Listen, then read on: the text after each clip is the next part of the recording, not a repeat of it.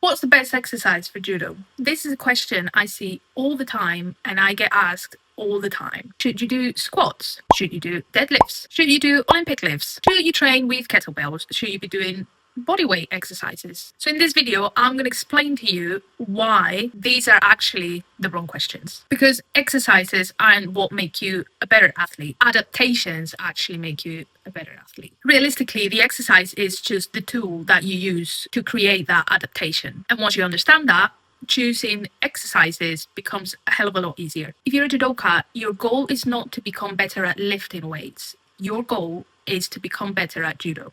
So the gym is there to improve qualities that then transfer to your sport. So rather than starting with what exercises should I do, we should start with what does judo actually require from my body? What things do I need to work on to become better at judo? And then from that question, we work backwards. So the process should look something like this.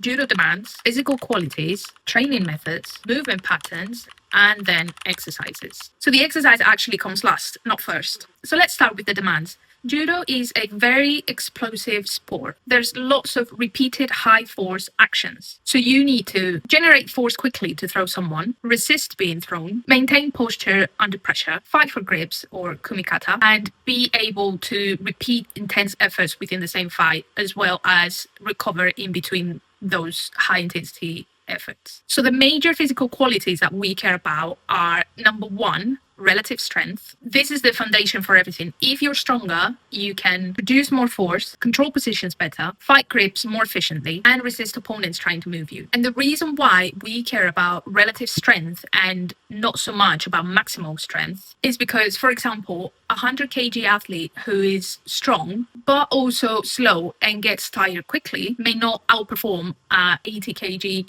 athlete who is strong relative to their body weight. Number two, we've got power. So if strength is your ability to produce high force, power is going to be your ability to produce that same force but quickly. So power will be strength plus speed. And as you probably know already, judo happens really fucking quickly. A throw doesn't happen because you're able to produce force very slowly within 5 seconds. It's got to be quicker than that. And this is why explosive qualities matter. Number three is grip strength and endurance. This is extremely important in judo because you're constantly pulling, holding, fighting for a position, trying to break grips, trying to stop your opponent from controlling you. So you're going to need both maximum grip strength as well as the ability to maintain your grip under fatigue. Number four is going to be conditioning, because a fight isn't just one continuous effort. There's bursts. So you have an explosive exchange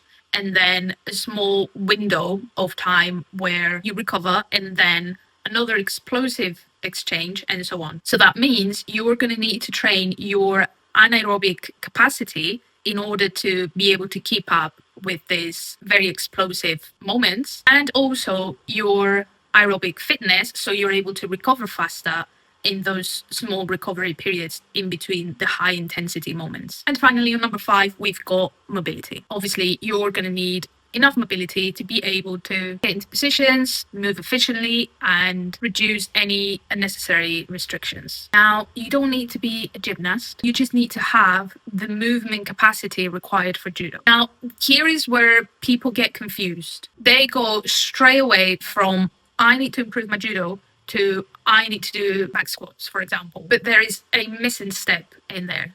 Why? Because a back squat is not exactly the goal, is it? A back squat is just one method that you can use to improve one specific quality, but it's not the only method. So for example, the actual goal may be, I want to improve my lower body strength. And in order to do that, you can do a few different things. This could be the back squat, but it can also be split squat, front squat, belt squat, trap bar deadlift. There's many exercises that can work with that goal. So the question is not what exercise is the best from a scientific point of view. The question is which exercise allows me to train that specific quality effectively and consistently. Another mistake I see people making is that they're thinking a lot in terms of muscle groups and not enough about movement patterns. So for example, they'll think, oh, I need to train hamstrings or I need to train my biceps or I need to be doing a shoulder exercise. But I think a much better approach is to think in terms of movement patterns.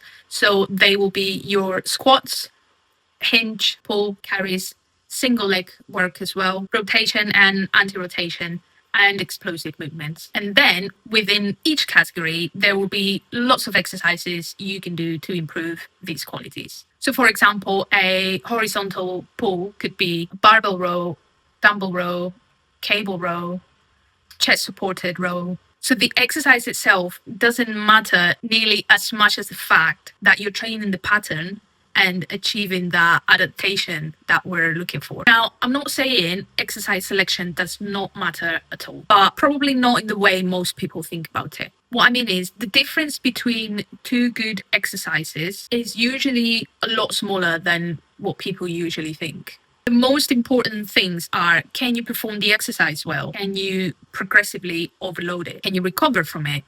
Can you do it consistently? These four things are going to be the key for a good program, good adaptation, and it's going to help you see progress a lot better and a lot more efficiently. So next time you ask, what is the best exercise for judo? Try changing the question to, what physical quality am I trying to improve? What training method develops that quality? What movement pattern would that be? And finally, what exercise would be the best option for me? Because we're not trying to find the magic exercise. It doesn't exist. We're trying to understand the purpose behind the actual exercise. So with this framework in mind, in the next few videos, I'm going to go through each one of the qualities that I explained at the beginning, and I'm going to go through why each one of them is important and how you can train them efficiently to improve your judo. So if you like this video and you don't want to miss any of the following ones, just remember to like and subscribe, because that would be really helpful. Thank you for watching, and I'll catch you later.